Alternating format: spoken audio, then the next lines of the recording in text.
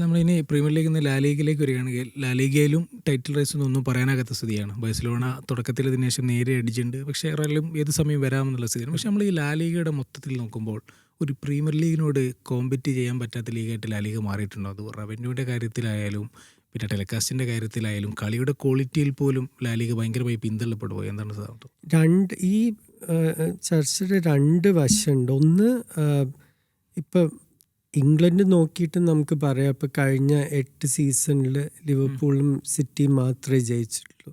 അപ്പോൾ അത് വേണമെങ്കിൽ ഒരു 2 ടീം ലീഗ് എന്ന് വേണമെങ്കിൽ പറയാം. പക്ഷെ ആണോ? ശരിക്കും അല്ല.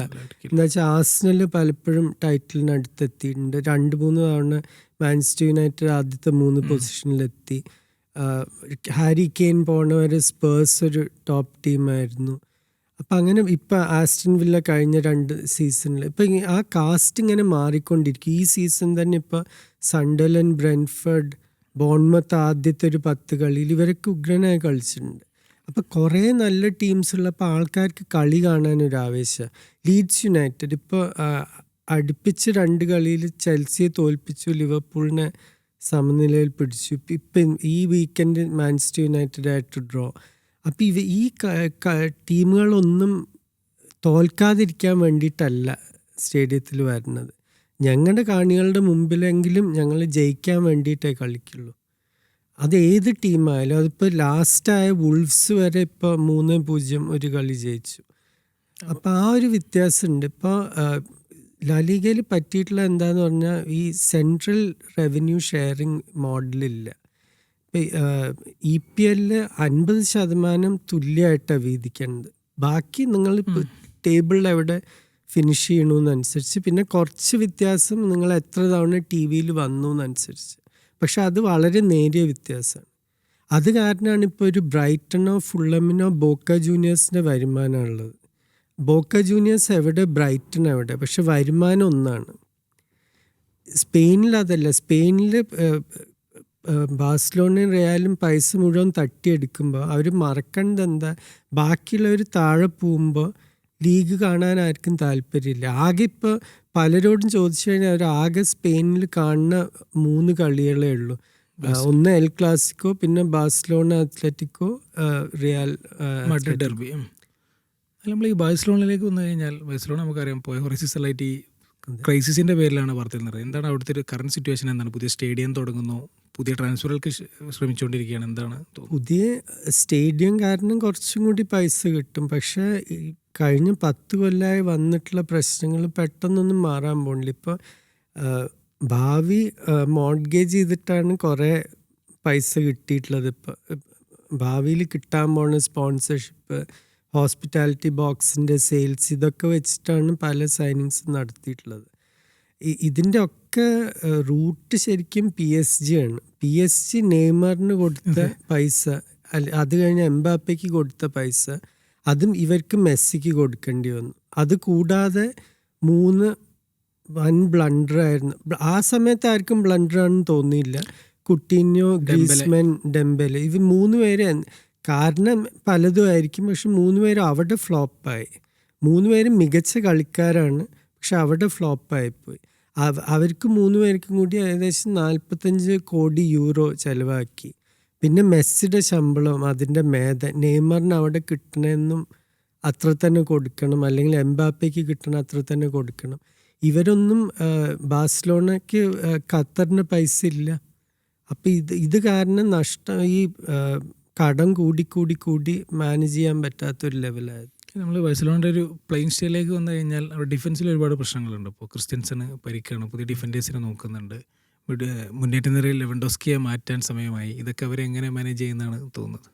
മാനേജ് ചെയ്യാന്ന് പറഞ്ഞാൽ എപ്പോഴും നല്ല കളിക്കാർ വന്നുകൊണ്ടിരിക്കേണ്ട അക്കാഡമിയിൽ നിന്ന്. ഇപ്പോൾ ഡിഫൻസിൻ്റെ കാര്യം പറഞ്ഞാൽ എനിക്ക് ഉറപ്പാണ് കുബാസി ഒരു കാലത്തൊരു ടോപ്പ് സെൻറ്റർ ബാക്ക് ആവുമെന്ന്. അതേപോലെ ഇപ്പം മിഡ്ഫീൽഡിൽ കഴിഞ്ഞ 2-3 സീസണിലായിട്ട് പെഡ്രി, ഗാവി ഇവരൊക്കെ വന്നിട്ടുണ്ട്. മറ്റേ ഫെറാൻ ടോറസിൻ്റെ കുറേ അക്കാഡമി കളിക്കാരുണ്ട്. അത് കാരണം എല്ലാ കാലത്തും ബാഴ്സലോണയ്ക്ക് നല്ലൊരു അറ്റാക്കിംഗ് നിര എപ്പോഴും ഉണ്ടാവും. ഇപ്പോൾ ലെവൻഡോവ്സ്കി പോയാലും അതേപോലത്തെ ഏതെങ്കിലും ഒരു കളിക്കാരനെ അവർക്ക് കിട്ടും. പക്ഷേ ഈ ലോങ് ടേം ഇവർക്ക് ഇപ്പം ഇംഗ്ലീഷ് ക്ലബ്ബുകളായിട്ട് പ്രത്യേകിച്ചും കമ്പീറ്റ് ചെയ്യാൻ പറ്റുന്നില്ല. അല്ലെങ്കിൽ ഇപ്പോൾ ഒരു സൂബിമെൻ്റെയൊക്കെ ശരിക്കും ഒരു ബാഴ്സലോണ കളിക്കാരനാവേണ്ടതാണ്. പക്ഷെ അതിന് വാങ്ങാനുള്ള ഫണ്ട്സ് ഇല്ല. ഇപ്പോൾ ഫണ്ട്സ് ഇല്ല എന്ന് പറഞ്ഞാൽ ആ പ്രോഫിറ്റ് ആൻഡ് സസ്റ്റൈനബിലിറ്റി ഇത് കാരണം. സുവേന്റിനെ റയലും നോക്കിയിട്ടുണ്ടായിരുന്നു. അതെ, പല ടീമുകൾക്കും ഇപ്പോൾ, പക്ഷെ ഇംഗ്ലണ്ടിൽ ക്ലബ്ബുകൾക്ക് ഇപ്പോൾ ഒരു ബ്രെൻഫോർഡ് ആയാലും ബോൺമത്ത് ആയാലും അവർക്ക് വരെ ഇപ്പോൾ വലിയ കളിക്കാരെ വാങ്ങാനുള്ള ഫണ്ട്സ് ഉണ്ട്. അതിൽ നമ്മൾ ഇനി റയലിലേക്ക് വരികയാണെങ്കിൽ റയലും പല രീതിയിൽ വാർത്തകൾ നിറയാണ്. ഇപ്പോൾ നമ്മൾ നേരത്തെ പറഞ്ഞ പോലെ മാനേജേഴ്സ് ക്ലബ്ബ് അല്ലായിരുന്നു റയൽ, പ്രസിഡന്റിൻ്റെ ക്ലബ്ബായിരുന്നു. പക്ഷേ സാബി വന്നതിന് ശേഷം നമ്മൾ ഈ ഇന്ത്യൻ ക്രിക്കറ്റിൽ ഗൗതം ഗംഭീറൊക്കെ ചെയ്യുന്ന പോലെ ഒരുപാട് സ്റ്റാർ കൾച്ചർ മാറ്റാൻ ശ്രമിക്കുന്നു, സ്ട്രിക്റ്റ് ഓർഡർ കൊണ്ട്, അങ്ങനെ ഒരുപാട് വാർത്തകളുണ്ട്. അതിൽ പല താരങ്ങൾക്കും അതിൽ പ്രതിഷേധമുണ്ട് എന്നൊക്കെ പറയുന്നത് കേട്ടിരുന്നു. എന്താണ് റയലിൻ്റെ ഒരു സിറ്റുവേഷൻ എന്താണ്? അത് ക്ലബ്ബ് അവസാനം തീരുമാനിക്കുന്നത് നമുക്ക് എങ്ങനത്തെ ക്ലബ്ബാവണം. നമുക്ക് ആ ഗലാക്റ്റിക്കോ കൾച്ചറിൽ മുന്നോട്ട് പോയി കഴിഞ്ഞാൽ ഇടയ്ക്കിടയ്ക്ക് മാനേജർമാരെ മാറ്റേണ്ടി വരും. ആരും ഇത് സഹിച്ചിരിക്കാൻ പോണില്ല. സിഡാനും അവസാനം 3 തവണ ചാമ്പ്യൻസ് ലീഗ് ജയിച്ചെങ്കിലും മതിയായിട്ട് പോയതാണ്. ആൻസ്ലോട്ടി പോണതിന് മുമ്പ് അലോൺസോന് വാർണിംഗ് കൊടുത്തിട്ടാണ് പോയത്. ഇത് ഏറ്റവും മോശം ഡ്രസ്സിങ് റൂമാണ്, ഏറ്റവും ബുദ്ധിമുട്ടായ ഡ്രസ്സിങ് റൂമാണ് ഞാൻ പണിയെടുത്തിട്ടുള്ളത്. അപ്പോൾ ആ കൾച്ചർ മാറ്റണോ അതോ അത് വെച്ച് മുന്നോട്ട് പോകണോ അത് ക്ലബിന് മാത്രമേ തീരുമാനിക്കാൻ പറ്റുള്ളൂ. അലോൺസോ പക്ഷേ ആ സ്റ്റാർ കൾച്ചറായിട്ട് മുന്നോട്ട് പോവില്ല എന്ന് ഉറപ്പ്. ഒന്നുമില്ലെങ്കിൽ അലോൺസോനെ അവർ മാറ്റും, അല്ലെങ്കിൽ ആ കൾച്ചർ മാറ്റേണ്ടി വരും. അലോൺസോയുടെ ഈ പോളിസികൾക്ക് അതിൻ്റെ ടാക്ടിക്സും ഈ ലാലിഗയ്ക്ക് അനുയോജ്യമല്ല, അല്ലെങ്കിൽ റയലിനെ ഇംപ്ലിമെൻ്റ് ആക്കുന്നതിൽ പ്രശ്നമുണ്ടെന്നൊക്കെ പറയുന്നുണ്ട്. അതിൽ എനിക്ക് വിശ്വാസമില്ല. എന്ന് വെച്ചാൽ ഏതൊരു കോച്ചായാലും, ഇത് കളിക്കാരുടെ കാര്യം പറഞ്ഞ പോലെ 6 മാസം എടുക്കും ഇംഗ്ലണ്ടിലത്തെ ശൈലി പരിചയപ്പെട്ട് വരാൻ ഒരു കളിക്കാരന്. അതുപോലെ തന്നെ ഒരു കോച്ചിനും. അലോൺസോ പറയുമ്പോൾ ഒരു സ്പാനിഷ് കളിക്കാരനാണ്, റയലിന് മുമ്പ് കളിച്ച കളിക്കാരനാണ്. പക്ഷെ ഒരു പരിശീലകൻ എന്നുള്ള നിലയിൽ ജർമ്മനിയിലാണ് ഇതിനു മുമ്പ് കോച്ച് ചെയ്തിട്ടുള്ളത്. മറ്റേത് ജൂനിയർ ടീംസായിരുന്നു, റിസർവ് ടീംസായിരുന്നു.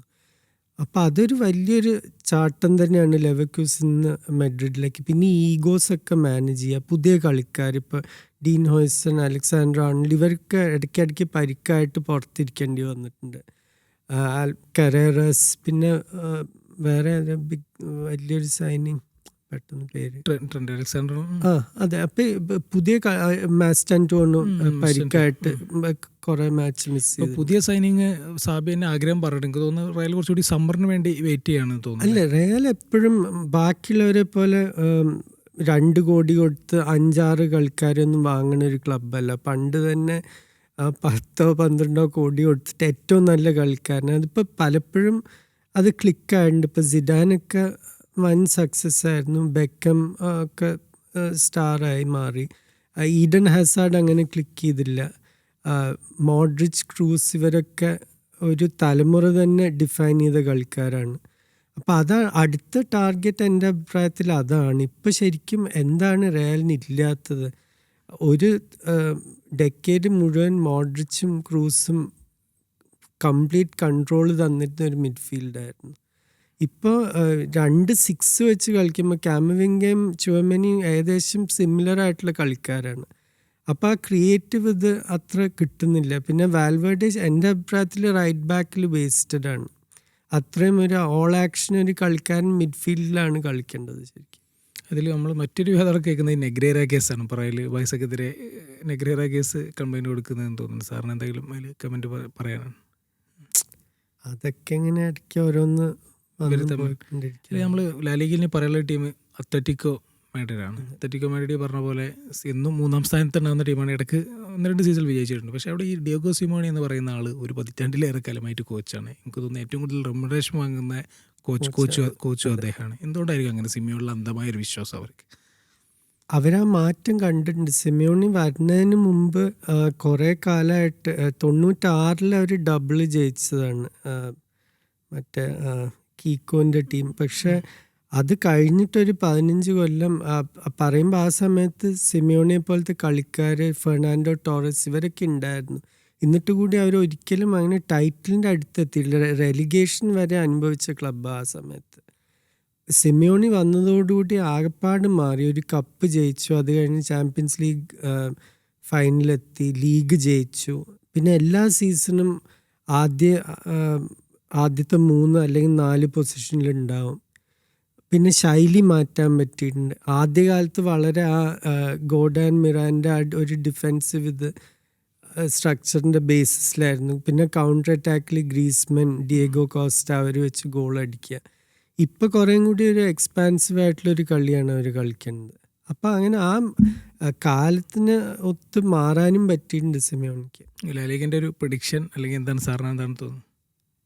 എനിക്ക് തോന്നുന്നത് റയലിന് ജയിക്കാൻ പറ്റുന്നതാണ്. ഇനി വേറെ ഒന്നുമല്ല, ബാഴ്സലോണയുടെ ആ ശൈലി കുറച്ചും കൂടി ആ ഹൈ ലൈൻ കുറേയും കൂടി വൾണറബിളാണ്. മറ്റേ അലോൺസോ സെറ്റപ്പ് ചെയ്യാൻ പോകുന്ന ടീം കുറച്ചും കൂടി ഒന്ന് സോളിഡ് ആയിരിക്കും എന്ന് എനിക്ക് തോന്നുന്നുണ്ട്. പിന്നെ എംബാപ്പയുടെ ഫോം, അവിടെ ലെവൻഡോവ്സ്കിക്ക് പ്രായമായി, അത്ര തന്നെ പണ്ടത്തെ ഔട്ട്പുട്ടില്ല. ഇവിടെ എംബാപ്പെ എനിക്ക് തോന്നുന്നു 50 ഗോൾ അടിക്കും ഈ സീസൺ.